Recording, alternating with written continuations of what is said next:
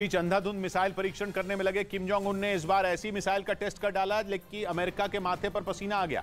Japan और दक्षिण Korea भी बुरी तरह कांप उठे क्योंकि उत्तर कोरिया ने इस बार solid fuel intercontinental ballistic missile का टेस्ट किया। और सॉलिड फ्यूल मिसाइल वो हथियार है जो अगर चल गया तो अमेरिका के टुकड़े टुकड़े हो जाएंगे, वो बस हाथ मलता रह जाएगा। यानी अमेरिका जैसी सुपर पावर, अमेरिका जैसी ताकतवर सैन्य शक्ति को भनक तक नहीं लगेगी और चंद सेकंड के अंदर वो उत्तर कोरिया जैसे छोटे से देश के हाथों तबाह हो जाएगी। इसलिए किम जोंग उन ने अपनी हवासोंग 18 मिसाइल के परीक्षण को अपने शक्ति प्रदर्शन का जरिया बना दिया। गाजे बाजे के साथ लंबे चौड़े ट्रक पर भारी भरकम मिसाइल को टेस्ट ग्राउंड में लाया गया और जैसे ही मिसाइल फायर हुई, धरती की कपकपी छूट गई। धुएं का जबरदस्त गुबार छोड़कर मिसाइल आसमान में उड़ गई। ये मिसाइल टेस्ट तब किया गया जब किम जोंग उन के दादा की बरसी भी है और किम जोंग उन को भी सत्ता में 11 साल पूरे हो गए हैं। इसलिए डबल जश्न मनाने के लिए उत्तर कोरिया ने मिसाइल टेस्ट किया और किम जोंग उन ने ताल ठोककर दावा कर दिया कि यह उनकी सबसे ताकतवर मिसाइल है। क्योंकि उत्तर कोरिया ने अब तक लंबी रेंज की जितनी भी मिसाइलें बनाई हैं वो लिक्विड फ्यूल इंजन पर चलती हैं। दिक्कत यह है कि लिक्विड फ्यूल इंजन वाली मिसाइलों को हमले के लिए तैयार करने में कई घंटे लगते हैं और जंग में तो 1 सेकंड से ही बाजी पलट जाती है। लिक्विड फ्यूल इंजन मिसाइलों की ये खामी उत्तर कोरिया की वो कमजोरी है जिससे अमेरिका किम की मिसाइलों को लॉन्च पैड पर ही ढेर कर सकता है, लेकिन सॉलिड फ्यूल मिसाइलों को छिपाना भी आसान होता है और वो लॉन्च भी जल्दी हो सकती हैं। इसी वजह से उन्हें डिटेक्ट करना मुश्किल होता है। इसलिए अमेरिका और दक्षिण कोरिया ने उत्तर कोरिया को चेतावनी भी दी, लेकिन किम जोंग उन को कहां फर्क पड़ना था। यही वजह रही कि अमेरिका और दक्षिण कोरिया ने जबानी वार तो किया ही, उन्होंने हवाई ड्रिल भी कर डाली, जिसमें अमेरिका के B-52H बॉम्बर से लेकर दक्षिण कोरिया के F-35A और F-16 जैसे लड़ाकू विमानों ने उड़ान भरी। दोनों देशों ने एक साथ ड्रिल करके किम जोंग उन को सीधी धमकी दी कि वो अपने मिसाइल परीक्षण पर ज्यादा इतराएं नहीं, क्योंकि अगर अमेरिका और दक्षिण कोरिया के ये बॉम्बर और फाइटर जेट उत्तर कोरिया पर टूट पड़े तो वो एक पल के लिए नहीं टिक पाएगा। इधर ईडी ने झारखंड के रांची जमीन घोटाले के एक मामले में 7 लोगों को गिरफ्तार कर लिया। एक दिन पहले ईडी ने पश्चिम बंगाल और झारखंड में 20 जगह छापेमारी की थी, जहां से उन्होंने इन 7 आरोपियों को गिरफ्तार कर लिया। इस मामले में ईडी ने रांची के पूर्व डीसी छवि रंजन के ठिकानों पर भी छापेमारी की। जिस सरकारी जमीन पर कब्जे के मामले में छापे पड़े वो सेना से जुड़ी है। उधर खबर है कि अमेरिका रूस और चीन की मिसाइलों को टक्कर देने के लिए अपनी एक आधुनिक इंटरकॉन्टिनेंटल बैलिस्टिक मिसाइल में परमाणु हथियार फिट करने जा रहा है, ताकि परमाणु जंग छिड़ने पर अमेरिका, रूस और चीन जैसे अपने दुश्मनों से पीछे न रहे। कहा जा रहा है कि अमेरिका अपनी LGM-35A सेंटिनल मिसाइल को री एंट्री व्हीकल से लैस करने जा रहा है। Re entry vehicle ballistic missile का वो हिस्सा होता है जिसमें परमाणु बम होता है। लगभग 6000 परमाणु बमों के साथ रूस परमाणु हथियारों का दुनिया का सबसे बड़ा मालिक है। अमेरिका उससे थोड़ा पीछे और तीसरे नंबर पर चीन है, और रूस और चीन तो वैसे ही दोस्त हैं। ऐसे में वो दोनों जब साथ आएंगे, अमेरिका के लिए मुकाबला मुश्किल नहीं, बहुत मुश्किल हो जाएगा। इसलिए अमेरिका ने भी तैयारी शुरू कर दी है। इस बीच अरुणाचल प्रदेश के तवांग इलाके में छात्रों के एक संगठन ने चीन के खिलाफ मोर्चा खोल दिया, क्योंकि चीन ने कुछ दिन पहले ही अरुणाचल प्रदेश के कुछ गांवों के नाम बदलकर उन्हें अपना हिस्सा बताया था, जिसका विरोध करने के लिए वहां सैकड़ों छात्रों के साथ साथ इलाके के लोग भी इकट्ठा हो गए। जान भी देना पड़ेगा, हम इंडियन आर्मी के साथ में मिलके लड़ेगा। प्रदर्शन कर रहे लोगों ने चीन के खिलाफ पूरे इलाके में विरोध मार्च भी निकाला।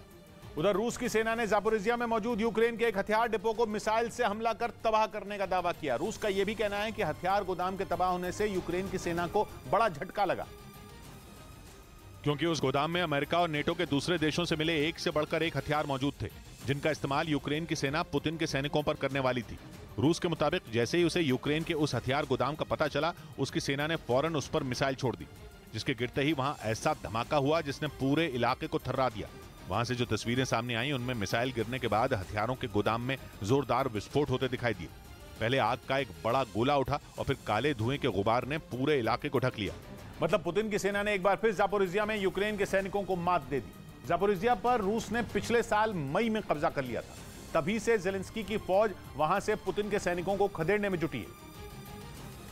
लेकिन कई महीनों तक जंग लड़ने के बाद भी यूक्रेन की सेना जापोरिजिया पर जीत हासिल नहीं कर सकी। हालांकि पश्चिमी मीडिया का दावा है कि जापोरिजिया से रूसी सैनिकों को भगाने के लिए ज़ेलेंस्की पूरी ताकत से हमला बोलने की तैयारी में थे, और इसीलिए वो वहां अमेरिका और पश्चिमी देशों से मिले घातक हथियारों को जुटाने में लगे हुए थे।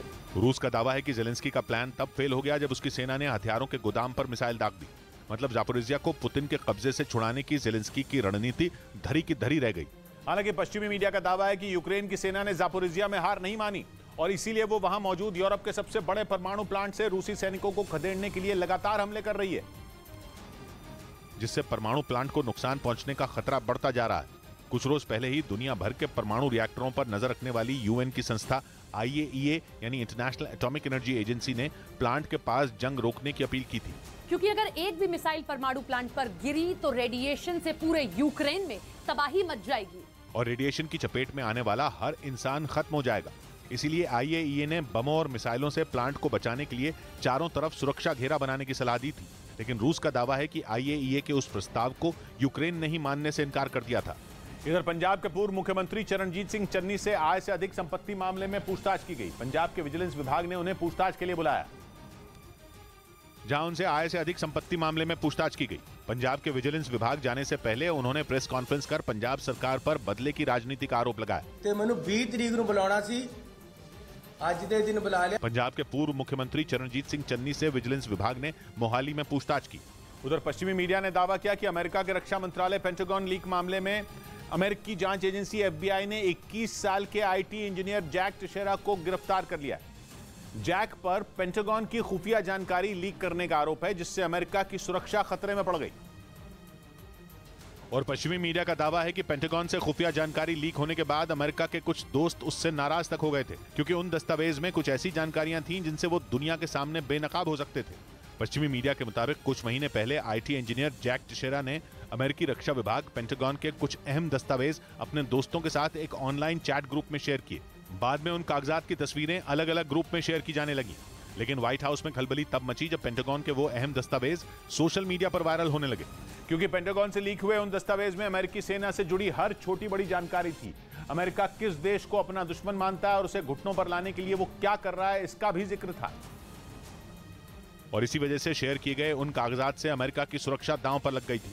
पश्चिमी मीडिया का कहना है कि जैक टेशेरा ने पेंटागन के जो दस्तावेज लीक किए थे उनमें यूक्रेन युद्ध से जुड़ी कुछ बेहद अहम जानकारियां भी थीं। इसके अलावा उन दस्तावेज में अमेरिका के उन साथियों के बारे में भी जानकारियां थीं जो उसके लिए दुश्मनों की जासूसी करते हैं, जो जैक की वजह से सोशल मीडिया पर वायरल हो रहे थे।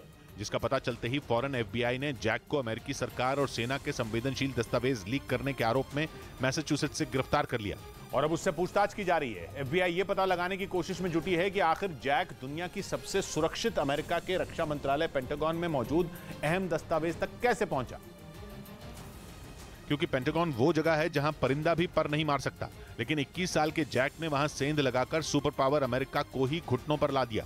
पश्चिमी मीडिया के मुताबिक जैक मैसाचुसेट्स के एक मिलिट्री बेस पर एयरमैन के तौर पर काम करता था। उसके पास केबल के रखरखाव के अलावा मिलिट्री कम्युनिकेशंस नेटवर्क की देखरेख की भी जिम्मेदारी थी।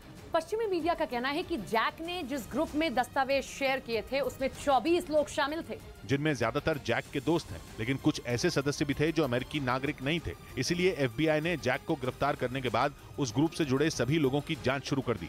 इस बीच अमेरिकी अखबार द वॉशिंगटन पोस्ट का दावा है कि रूस और चीन ने गुपचुप तरीके से हथियारों की बड़ी डील की। यही नहीं, अमेरिकी अखबार के मुताबिक रूसी सेना ने यूक्रेन में चीन के कई हथियारों का इस्तेमाल भी किया और उन्हीं हथियारों के दम पर पुतिन की सेना ने यूक्रेन के कई इलाकों में मोर्चा संभाल रखा है।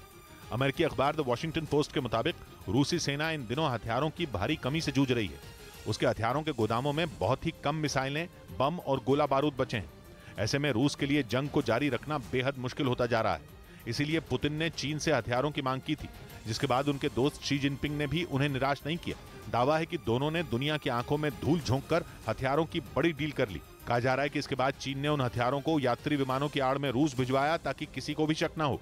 और इस बात का पता अमेरिका को तब चला जब उसने रूसी खुफिया विभाग की निगरानी की। अमेरिकी अखबार के मुताबिक इसी के बाद चीन की पोल खुल गई, जिसे हाल ही में अमेरिका ने चेतावनी दी थी कि वो पुतिन की सेना को किसी भी कीमत पर हथियार न दे, क्योंकि अमेरिका समेत यूरोप के कई देश चाहते हैं कि हथियारों की कमी से घबराकर रूसी सेना जल्द से जल्द ये युद्ध खत्म कर दे।